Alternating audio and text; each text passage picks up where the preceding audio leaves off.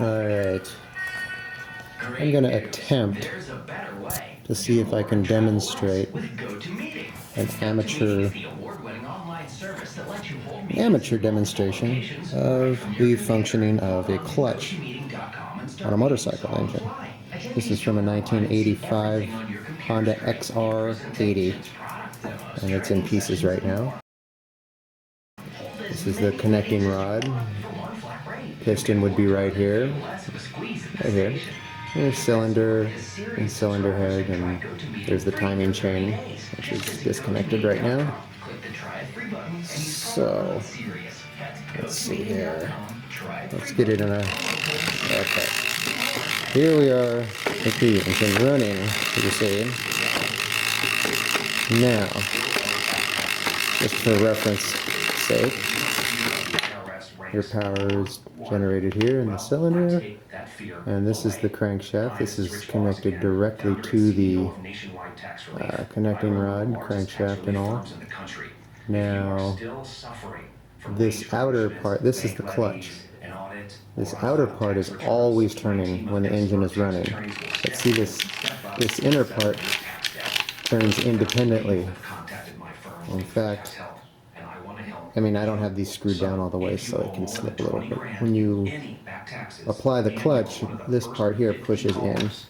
Okay, now you see how it kind of spins. So when the motor's turning, this outer part, see, I wish I had my hands, but I think you get the idea. This outer part is turning, but the inner part is staying still. And then when you kick it in gear, the inner part is basically connected to the transmission. The outer is connected to the engine. Okay. So if these were tightened down and I turned this, it would, the whole thing would be solid unless you pushed in the clutch, which would, you know, make it nice and loose. Alright, so let's take it apart. That's the oil pump, by the way. And there's the Kickstarter. Okay, let's take this off here. And I'll put it right there, just for now. Alright, here's your clutch springs. There's 4 of them on this clutch. I'll take them off for now. That keeps all the clutch discs and friction plates pressed together so that the whole unit turns as one when you release your clutch. Okay, so now let's just take the whole freaking thing off so you can get an idea of what we're looking at. Yeah, this washer here locks it in place. Okay.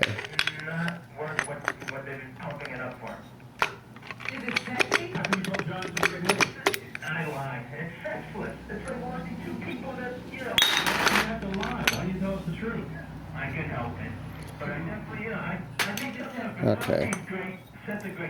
Now we'll get into the clutch in a second. Let's just show you what the clutch was connected to. Okay.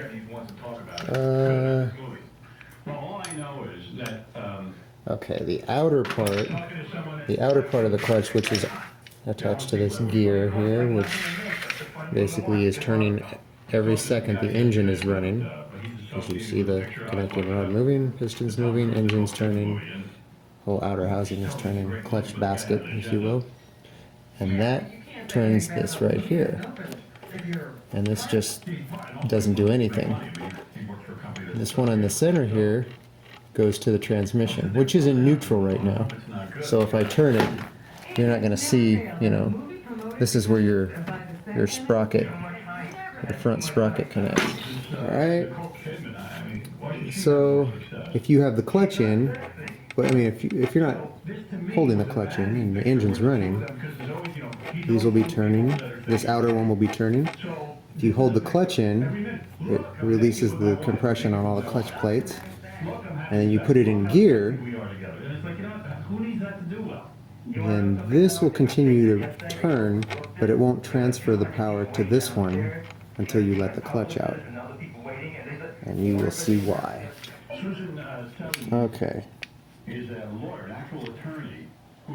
the back here, you see the outer, the larger teeth, which are closest to us.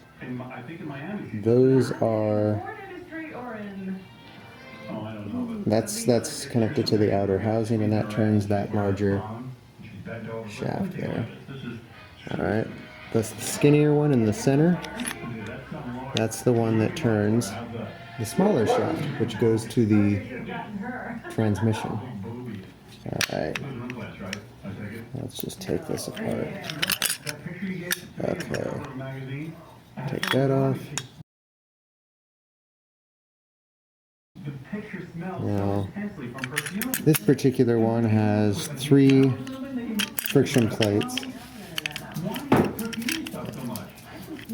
Yeah, and they alternate, and I forget what the other one's called because I'm stupid. But we have one of these, which has the teeth on the outside, which turn with that, and then the next one has teeth on the inside, which turn with this, which turns the small gear. And then the next one, teeth on the outside, and the next one, teeth on the inside, and the next one, teeth on the outside, and the next one is basically this piece here, the housing. So this turns freely within here, and each of these alternate, teeth on the outside, teeth on the inside, and it's just like brakes, like the metal disc is kind of like your disc brake, and then the friction plate is like your disc shoes, or the disc pads. Okay, so you just toss all these on here, like so.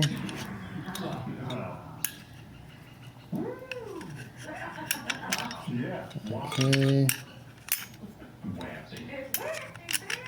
Not like that, just like that. Now you see how the center, all those center discs can turn independently of the friction discs.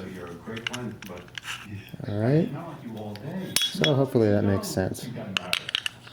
I think if you're smart enough, you can figure out the rest.